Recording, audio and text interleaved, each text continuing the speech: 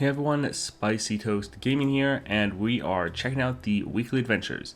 Reminder though, do not complete these weeklies until after the patch drops on Wednesday, just so that you have a higher odds of getting any of the new champions or relics that they might add. Always a good idea to save these until after the patch drops.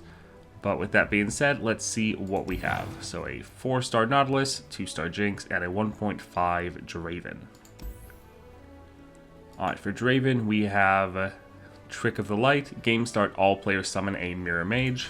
So you see here, 4 power, 7 health, but the main reason is the effect.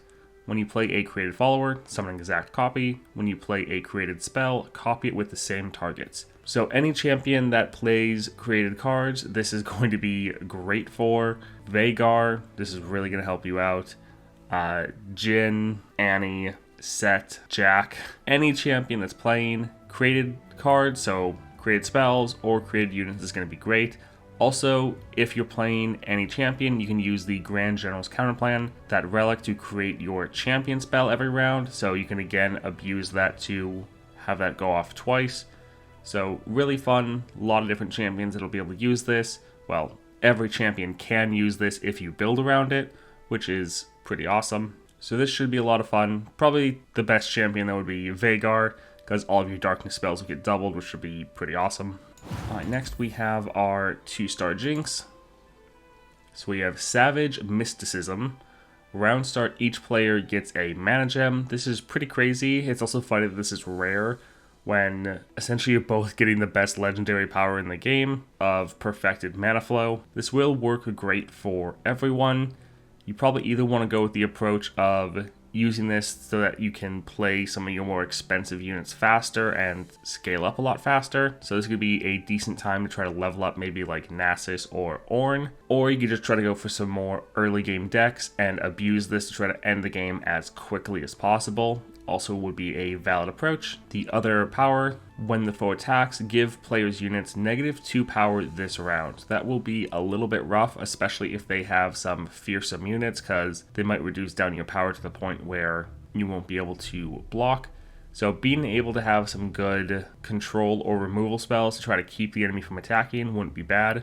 Normally someone like Annie is pretty good at either killing or stunning all of the enemy units, so they don't have anyone to attack with. Leona also can be pretty good about stunning the entire enemy board, or you can just go with a deck that is going to have fairly high scaling, so this shouldn't really make too much of an issue. You can go with like Tahm Kench or Garen or even Bard, where your units are scaling so much out of control that losing 2 power isn't really going to matter much. In general though, with this Savage Mysticism, pretty much every deck in the game will be able to benefit from this in one way or the other, and this might be a good opportunity to level up some of your higher cost champions. Alright, last up we have a 4-star Nautilus. With Crush, the foe's units have Overwhelm. Withstand, round start, grant the foe's units 1 power, or not 1 power, 1 health. And then the Vicious Enemy. So these powers by themselves aren't too bad. We'll have to see what you're going up against with Nautilus. But again, you probably want to be using some decks that have very high scaling so that you're not going to have the overwhelm really matter. You're going to have blockers that have more than enough health to take the hit and survive.